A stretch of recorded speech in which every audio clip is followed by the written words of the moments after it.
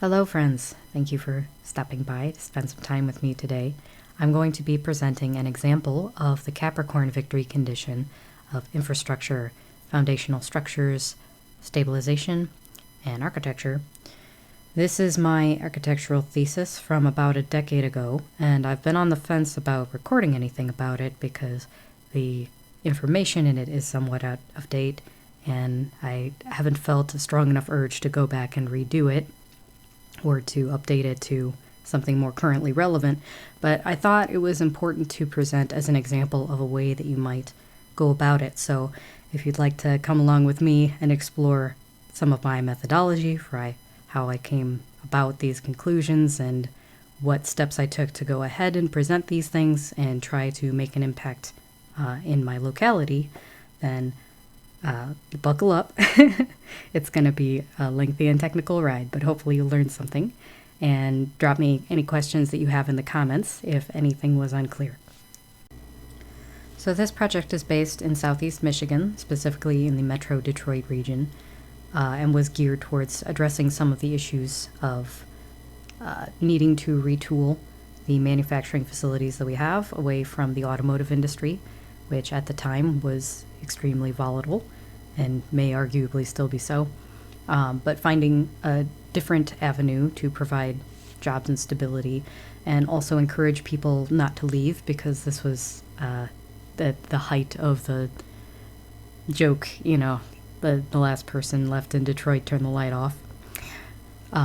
So specifically, a lot of sustainable projects these days are coming from an angle of, get away from urbanization, get away from the city, spread things out more, and take on sustainable off-grid, potentially, projects or things that are kind of off the main track. But at the time, there was a lot more interest in infilling and making use of abandoned structures or things that were not as profitable or useful.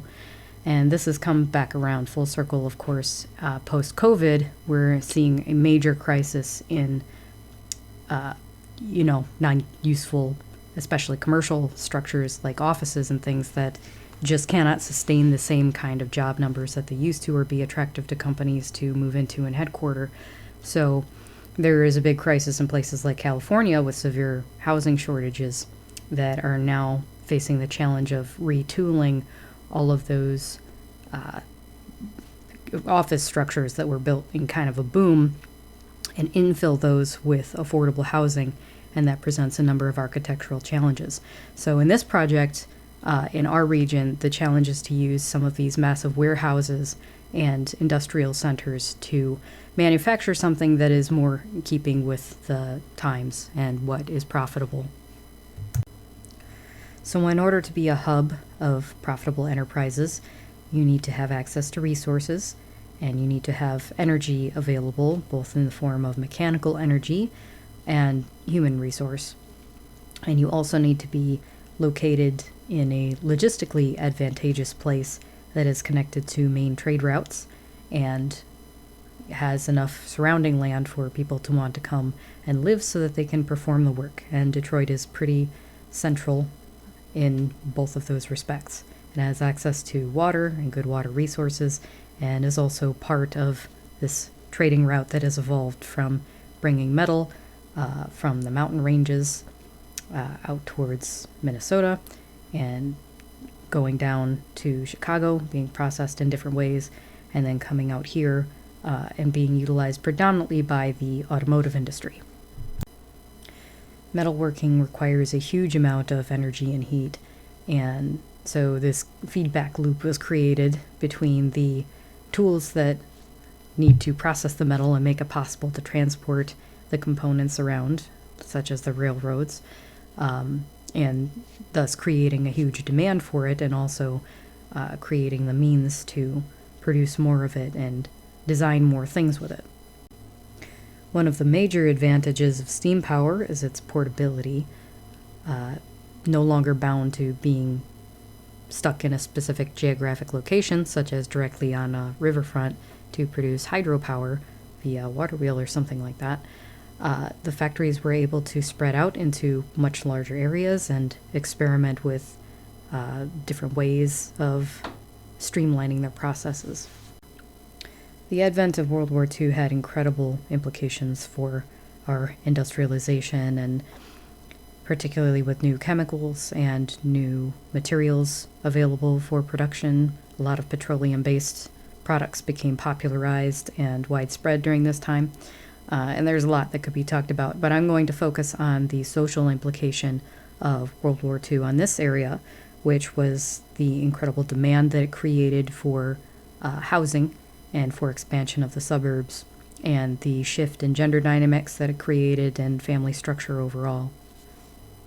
Prefabricated architecture in America around this time took the form predominantly of the Sears Roebuck catalog houses, and this concept where you could order a house from a magazine was pretty revolutionary at the time and came just in the nick of time to address this incredible demand for housing. Especially here in the northern reaches, we have an incredibly short useful building time and a lot of additional challenges with the freeze-thaw cycle and with groundwater issues.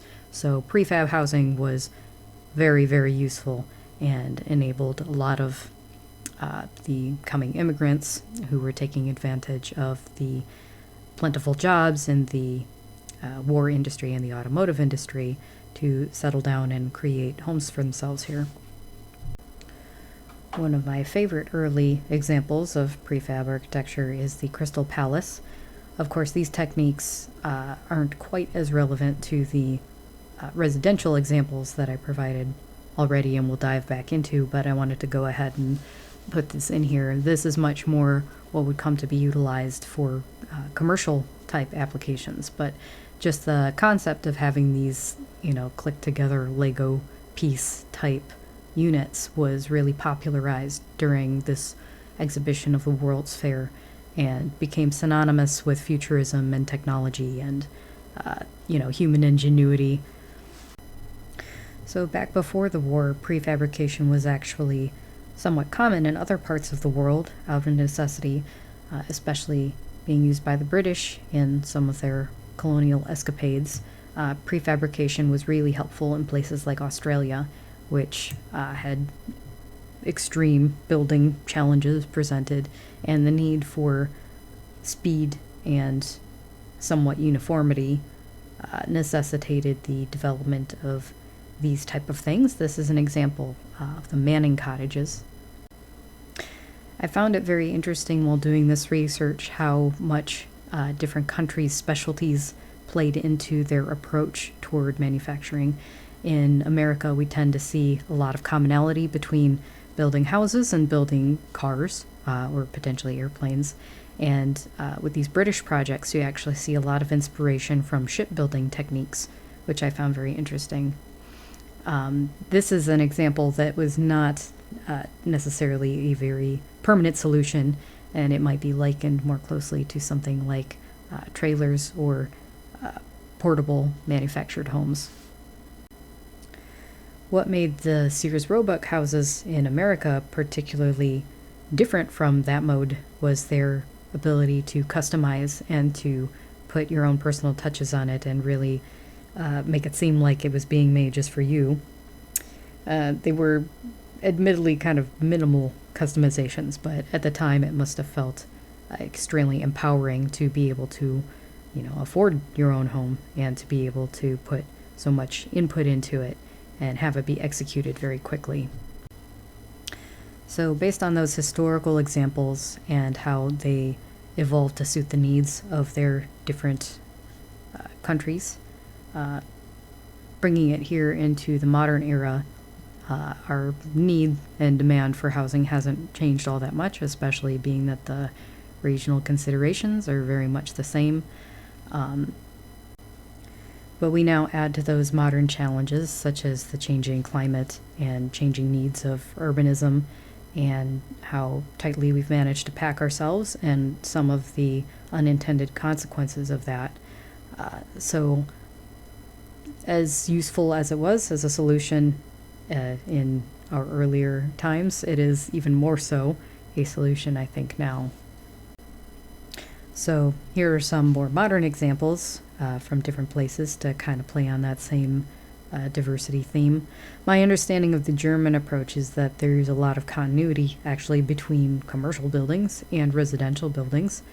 For better or for worse, it's not my favorite aesthetic necessarily, but I have to hand it to them. They're highly effective.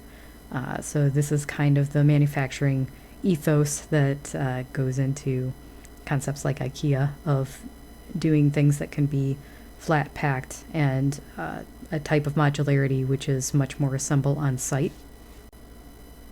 In contrast to that, and please do note that this is from a decade ago, so some of this information is not the most recent, but compared to the flat packing kind of method, we have the modular container kind of method, whose idea was to take already enclosed spaces and ship them as they were originally intended, as cargo containers. They're able to be very easily transported by ship and rail, and to take them to places that they are needed and use them in a variety of applications, both residential and commercial. And this one is an example from one of the architects that I look up to most, Buckminster Fuller. This was a design that didn't actually go to market, but it's an example that you can go actually see in person if you go to the Henry Ford Museum. It is quite cool. It's a round design. This is a stark contrast to the designs we've seen up till now, which are much more boxy. This puts it at a disadvantage when it comes to shipping to its intended location, but it has a number of features that make it very storm-proof, in particular tornado and hurricane-proof, because the circular motion of the winds is not able to grab hold and pull things off as it would a conventionally built house.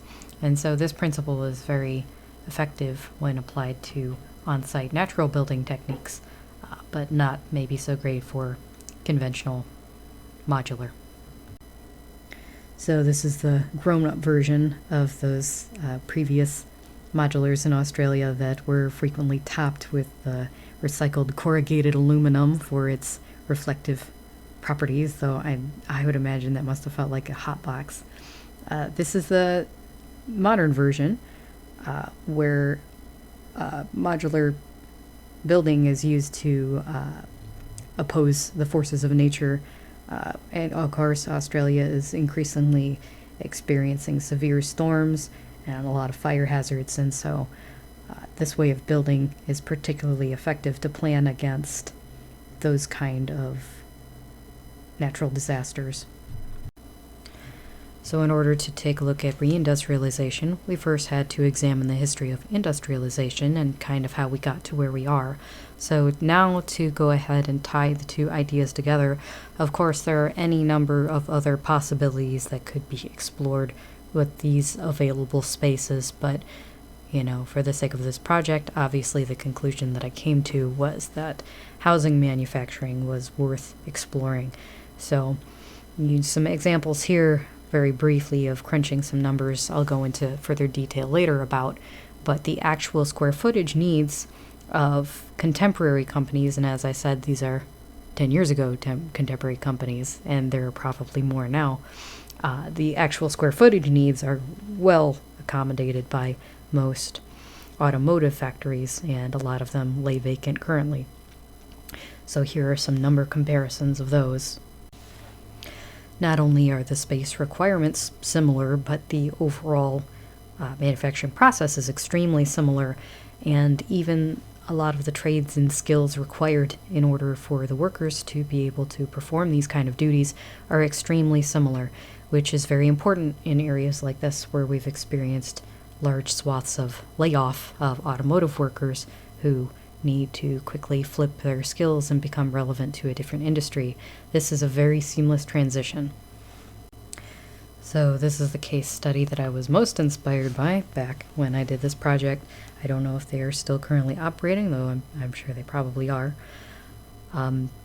This is a transitional solution. This is not necessarily the be-all and end-all sustainable solution to address our climate change, but as far as transitions go, this is a leaps and bounds better solution to conventional stick-built homes. It uses a whole lot less material, and things can be much more controlled and standards kept very high when homes are manufactured in an enclosed area like a factory floor, and it dramatically decreases the time expenditure and allows for much, much more pleasant working conditions, especially when it comes to the skilled trades, being able to work indoors rather than be subjected to the elements and having to accommodate things on site. To tie in that aspect of speed and ability to produce these units quickly, this is really, really important when addressing a local issue like blight and the buildings left vacant due to economic distress. Blighted buildings are extremely dangerous. They create dangerous situations, for illegal activities to take place in, and do a lot of damage to the value of surrounding real estate, and just generally create a state of depression, among the people who are subjected to walking by them every day. And when you're surrounded by all of this unmaintained property and the wasted potential, it's hard not to internalize even being exposed to it very briefly. I can't imagine what it would be like surrounded by it continuously. And so the use of modular housing to quickly go in and demolish these dangerous sites, a lot of which, if maybe you're asking yourself, oh, why can't they just be fixed up or rehabilitated?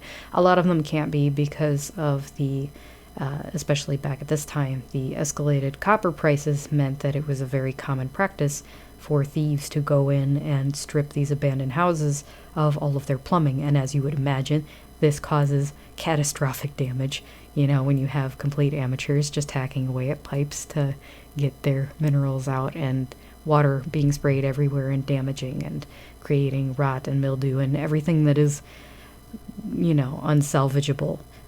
The best thing to do with a lot of these properties is to completely demolish and to be able to put up and replace them overnight without leaving this void or hole with the use of prefabricated housing would be very, very impactful. So one of the big limitations to approaching building this way is the value of these large contracts. When you hear things like the projects, right? When it comes to the government subsidized housing and affordable housing and all of these things, there are kind of this handful of developers that have sort of specialized into that. And, I'm not saying they're necessarily bad people or anything like that, but I don't know that people get into that with the best ever intentions. And having actually worked in the construction industry and sat in on countless bids, I was in commercial roofing, so a lot of those projects were, civic projects. They were city buildings. There were a lot of schools, a lot of things like that we did. So just being in on that bid process and how do I say this? Cavemanish, very competitive, very brutish, very, there's a lot of favoritism, and it's not necessarily as clean and technical and skillful as maybe we would like to believe. A lot of that is kind of an old boys club, and, being awarded these contracts, it's a lot more political and a lot less egalitarian maybe than it could be. So I hope I was able to establish from a variety of angles the importance of why we should be entertaining this as a possibility and the value that could be created from exploring this as an alternative manufacturing focus to our current automotive fixation. Now we're going to move into my actual thesis project, which focused on my specific solution and a location that I picked out and explored and did a lot of research into. I highly encourage you at this point, if you've never seen this process, I'll include some links in future slides to ones that I viewed at the time. There are probably much more up-to-date examples, but if you do a quick YouTube search of, prefabricated construction factories, then you can actually see some of this process from start to finish and familiarize yourself. But here's some kind of overall photos that give you an idea how it goes. I did this project long before the concept of the victory conditions or missions was ever conceived.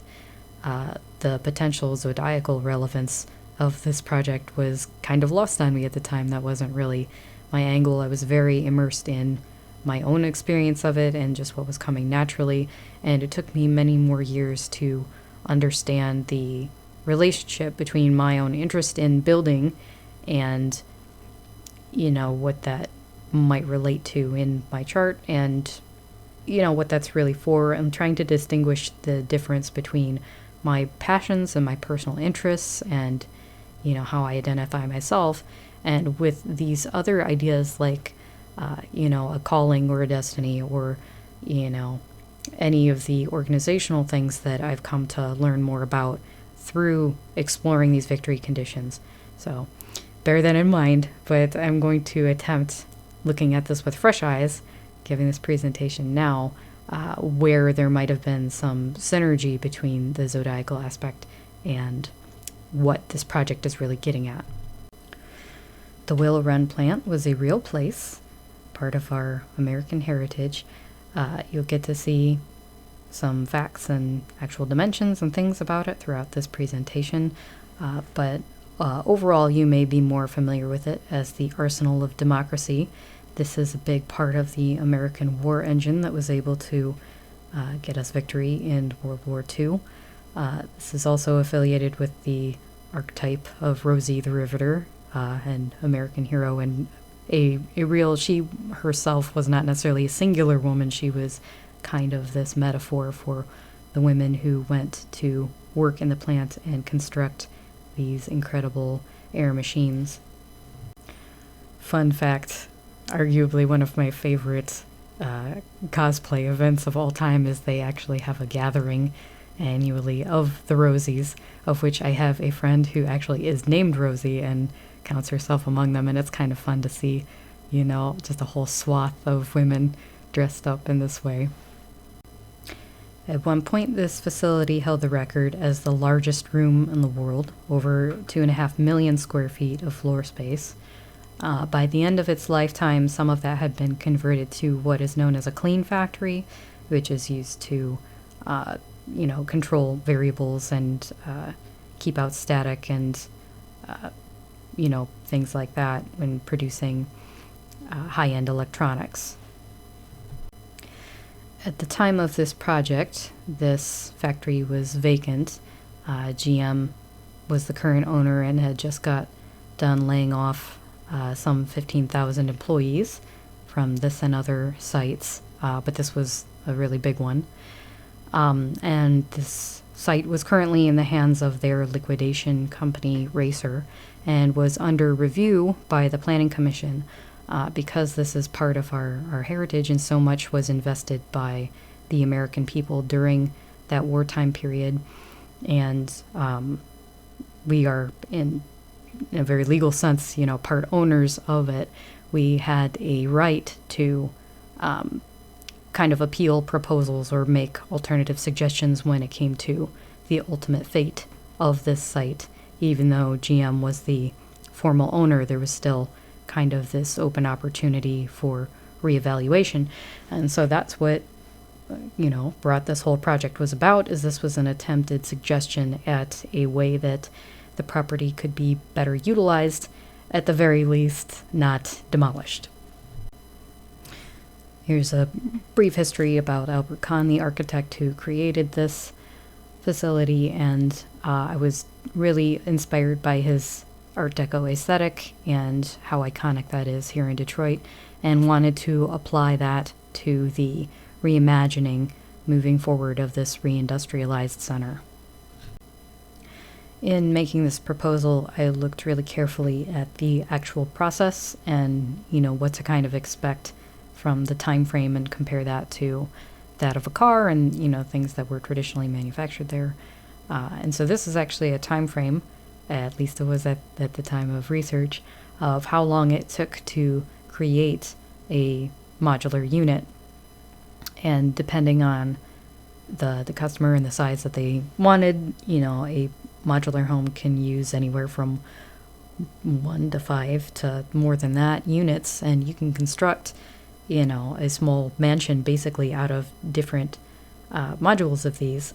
And this is kind of the time frame for the staging and what is done to finish it all out. And these types of modular houses actually have everything, including the plumbing and electrical and some of the cabinetry, and not usually appliances necessarily, but a lot of finishes that might be kind of unexpected actually do get applied there in the factory. So this is 3 to 5 days of construction for an entire house.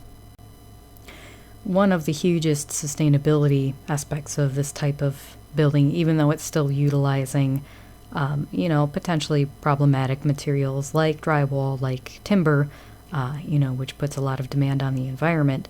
Though they do still use these things, they use far, far less, usually about a third less. And at the time of the research, landfill waste was actually made up to 80% from construction and from a lot of commercial projects of, flipping stores in a short amount of time, these kind of businesses that go in for a couple of years and then don't make it, and then a new tenant comes in and rips all the stuff out and just throws it out. But also from just wasteful practices in development and new construction, especially with, timber, where you're just using one piece and everything else is waste, and the cutoffs are just thrown away. In a factory such as this one, all of those pieces are really accounted for and tried to be as efficient as possible with them and reuse any of that material, because of course anything that can be saved is money saved and potential for greater profit, and it's very easy to keep track of in these controlled conditions. I'll include these links in the description, but at the time, one of my examples that I was looking at of the larger kind of configurations of these is pictured above as Westchester, and I think they were based out of Pennsylvania, and their whole selling point was being very similar to the Sears Roebuck houses as far as allowing you to really have a lot of say in customization and personalizing your house, but able to afford and achieve much greater sizes with the modular technique. This information was actually fairly hard won. These type of floor plans are supposed to be part of public record, and you're supposed to be able to go and access them from the Planning Commission, but when I did so, these original documents were only available on Fiche, and they didn't have a reader available and didn't have a budget for that. So there was a lot of satellite imagery and interviews that went into trying to approximate the layout, but this is the best that I could get, and it gives you an overall idea of what space there was to work with. And part of my method for this project was subdividing the factory and trying to address more than just the framing construction and the prefabrication process, but also handle the manufacture of some of the main utilities on site, and provide really unified plumbing fixtures and things like that to further increase the efficiency of what could be installed in the factory, and being able to specify some of those sizes and not have to have losses by having to bring in fixtures, from other companies and go through their sales reps and negotiate all of those things. So my idea was to sacrifice some of the customizability, because what I was learning in school was that a lot of those companies and sales reps were not necessarily all that innovative. What they had on offer wasn't necessarily that great anyway, and I thought if companies could be kind of working together in this shared space synergistically and be able to cross-pollinate in very close quarters in this way, that you would actually see some novel and advantageous results. And of course, the aesthetic that I propose in this whole thing is maybe a little bit specific, but I think there's a timeless beauty to it, and potentially it's something that a lot of people could enjoy. So the inspiration for the companies themselves and their iconic personas are, of course, based on Greek mythology. And so the first of them is Aurora. She handles the siding and exterior finishes. And this is because, of course, as the goddess of the dawn, she ruled over beauty and the outward appearance of things. And she is a prominent depiction in a lot of Art Deco and Art Nouveau art. For each of these company concepts, I went to basically the same amount of detail about researching the current, at the time, presidents of companies that were doing a similar thing and made for good case studies, and also the research into the local needs and demand and considerations. So I'm not going to read through all of these. I'm going to try to just focus on the vibe and the spirit of the things, and you can go through at your leisure and pause if you would like. In particular, I would like to point to the issue of siding, though, since that's been, I can kind of be prophetic right here 10 years in the future and point back to a concern that I had in this project that turned out to be totally true. So the vinyl prices post-COVID have absolutely skyrocketed, and it's an extremely problematic material, but not a lot of things have risen up to take its place in the construction process. In particular, here in Michigan, vinyl is just awful. It's extremely flammable. It holds a lot of bugs, and with the temperature changing, we've actually completely changed our planting zone last year, which is fun. But bugs are not completely dying off over the winter, so things are changing ecologically, and anything that's going to harbor pests is probably not the best material to be covering our homes in. Next, we have Calliope, or Calliope, who's the eldest of the muses, and she handles the case goods or cabinetry, all of which is built in. I actually performed my internship at a kitchen design firm doing, cabinetry sales. So I got to see a lot of the inner workings of that industry as well. And cabinetry is actually surprisingly problematic for the interior air quality of a home. If you cheap out on cabinetry, a lot of times formaldehyde will be a prominent ingredient in the binders, which are used to produce MDF, medium density fiberboard, which is the filler usually on the sides of wooden cabinetry. They put the pretty veneer finish of hardwood on the front, and then the rest of the construction is that shredded up fiberboard.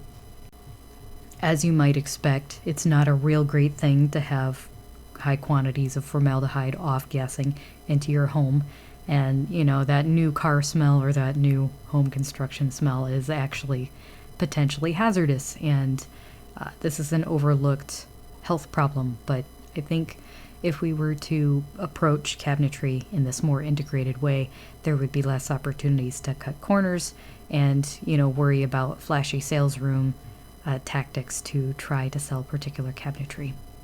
And also, of course, being that it is made of wood, we have to try to exercise good care and stewardship when it comes to the sourcing of our wood resources. Next is heliotrope, based of course on the god Helios. And if you're familiar with the Leo victory condition video, you'll know about heliogen. So that's, of course, where that prefix comes from. And this is the lighting company that handles the LED lighting fixtures in the home. So I talked about the clean factory portion of the Willow plant earlier in the layout portion of the video. And so that space actually I delegated to this company, of course, for the manufacture of electronics. I actually minimized the demand, perception of photovoltaics because of the region that we're talking about for the sake of this project. But of course, if the houses were going to be an export to a different region, this may be of bigger concern, and we've come a long way since I first made this project with the efficiencies and things like that. So I think that photovoltaics would take up a more prominent role in this company's set of offerings. And you'll see also sprinkled throughout the case studies being used to speculate on some potential job creation numbers, so you'll see them kind of throughout, and then at the end I'll give my overall takeaway for the potential jobs created by the project. The flagship brand and main face for this entire factory and house brand is Kronos, the father titan of the Olympian gods, and of course the patron deity of Capricorns. I touched on earlier, kind of that 3-day potential project duration to produce a entire home. Now, that might seem impressive until you consider the fact that historically, what this factory used to be able to do was produce an entire B-24 bomber in an hour.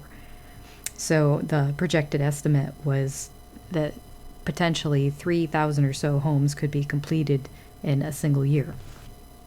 And something like 10,000 people could be employed just by the core home framing manufacturer portion of the company. Olympus is the sub-company that produces all of the windows and glazing.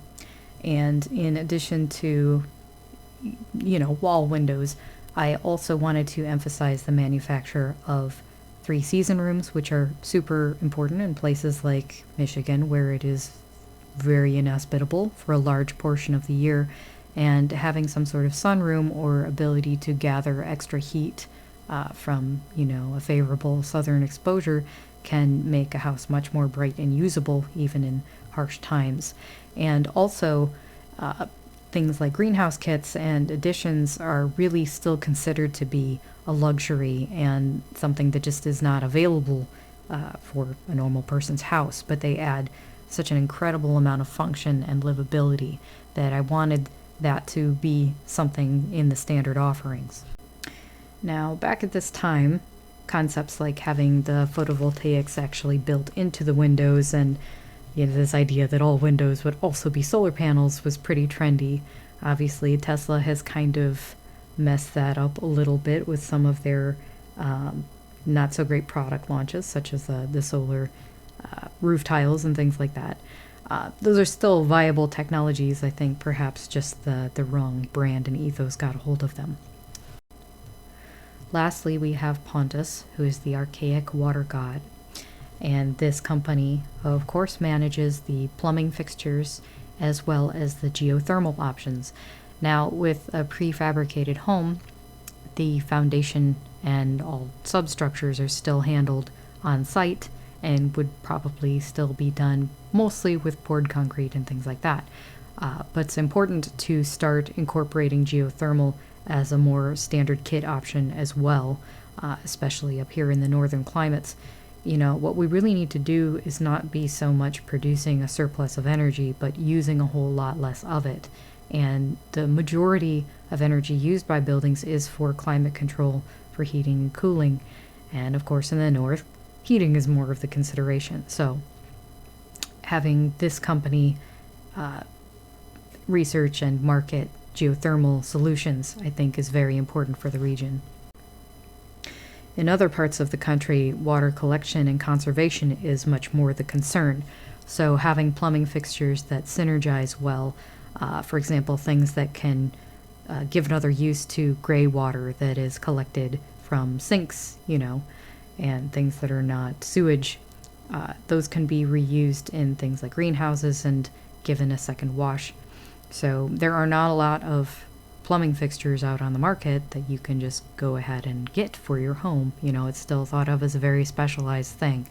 So having more of those on offer with these customizations of your home when you go to have it be commissioned in this type of factory would be really great. So of course, as the main point of the thesis, this was for an interior design program, there's going to be a lot of nitty-gritty detail here about the actual design. So you get to bear witness to some of my rad SketchUp skillage here. This is what the main entrance looked like when you drove up. I think it kind of looks like a Sears, honestly.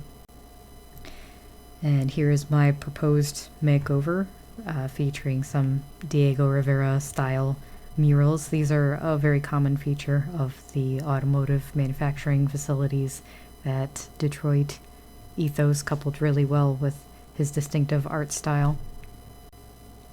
I did not label these slides all that well, but I'm pretty sure that is the elevator lobby at the Fisher Building, which was also designed by Albert Kahn in the Art Deco style. Art Deco features a lot of celestial motifs, and here you can see a little bit of Saturn featured. and then updated into a more modern expression. And finally, some finished details. Now, this project actually predates this entire thing. This was a prototype that I developed, which was supposed to feature a heating system based on fermentation. And so here are some of the technical drawings, and I use this as an example of a type of very minimal housing that could be manufactured here. But of course, the round shape, as we discussed earlier, not so practical for shipping as a singular piece. So I guess I was imagining that this would be more in the kit knockdown style.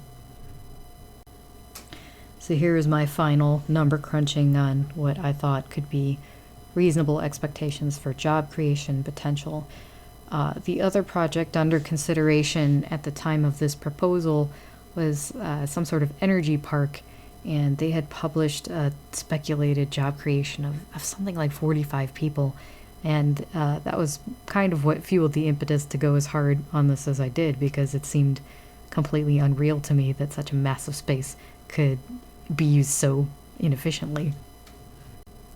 In developing this project, I also paid careful attention to the human element and was particularly interested in the people who had been laid off, and whether they had been displaced by that, whether, as all of the narratives were kind of pointing to, they had abandoned the city and left, and with the leaving of the jobs, there was nothing to keep anyone there, and that wasn't the case.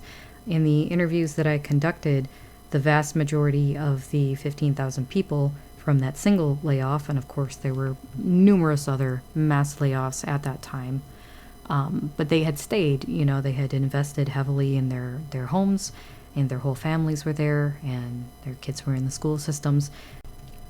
They had no interest in being relocated, and there was just so much tension at the time, and pressure on the leadership, who was going to step in and do something about this.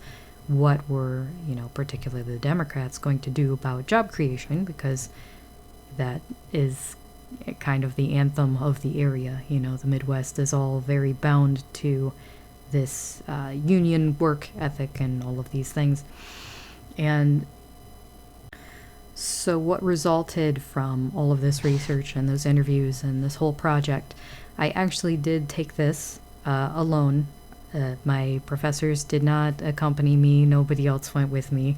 It was pretty intimidating at the time, but I scheduled to go alone before the Planning Commission to make this proposal and try to contest both the opposing energy park proposal and, potential other out-of-state bidders and things, to try to make a case for an alternate route that could be explored and try to impress upon those officials their responsibility to try to cultivate certain behaviors. Also around that time, our beloved Snyder was trying to push this agenda of encouraging a lot of movie companies, in particular, to come and headquarter here, because there was such this glamour surrounding ruin porn and the derelict city urban decay aesthetic, and a lot of movies were being having cameos at least here, and that whole thing. And of course the residents were not very keen on that becoming our image and our culture, what we're known for. But there was kind of this cash grab trying to be initiated around that, and many tax incentives were offered to companies who wanted to come in like that. And it wasn't sustainable. It, of course, wasn't built to last. They were only willing to make that offer to get those companies stuck here, and had no interest in perpetuating a valuable exchange. And I think the companies could really sense that and didn't find that there was a good reason to come and actually create studios here. So that was a huge waste of time and energy. And I made the argument that if we were willing to try to set up such outlandish narratives to try to get those type of companies to headquarter here, we could certainly do something to publicize a proposal like this or a concept like this to other types of companies, especially ones that actually are in manufacturing, to come and headquarter where we already have very appropriate facilities to do so. And they were quite attentive. To their credit, that planning commission did hear me out, and they seemed quite entertained by my antics, and they were, pleased with it, and it kind of felt to me like they were just doing the old, oh, attaboy, slap on the back kind of, isn't that cute, look at you with your little school project kind of thing. And it was one thing that does kind of warm my heart in the wake of that was that my grandmother was actually, what she considered to be, I guess, personally acquainted at least, or potentially personal friends with all of these people because she would see them frequently and knew them by name at the senior center because these were city officials. And so she took it upon herself to personally go up and harass them and let them know that if they didn't listen to what her granddaughter had to say and take her very seriously, that there would be dire consequences. So that kind of made it all worth it in and of itself. But regrettably, they did not heed what I had to say. And the entire Willow Run plant, save for 2 walls, was completely demolished.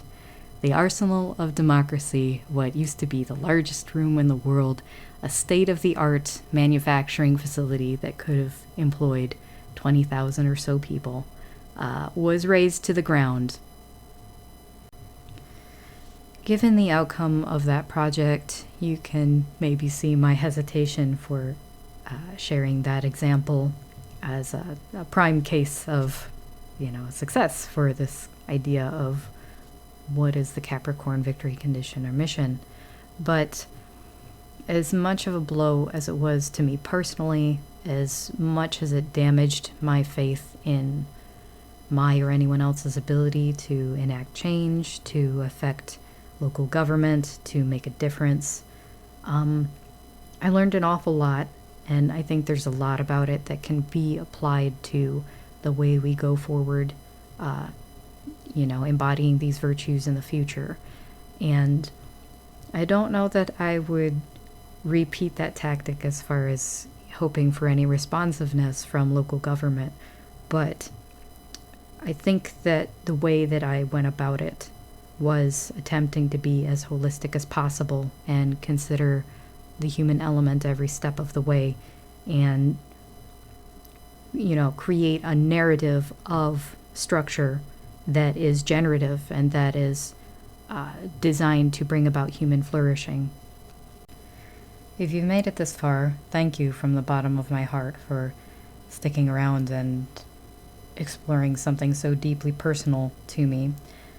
I really wanted to open up about this because my personal struggle with identifying as a Capricorn has been a lifelong one. It's definitely not the funnest or most popular sign to say when people are going around asking what everyone is. And definitely in working on these victory conditions, there's always that concern of like, oh, well, what if I don't identify with one of them? What if it doesn't match? What if I, don't want to do those things?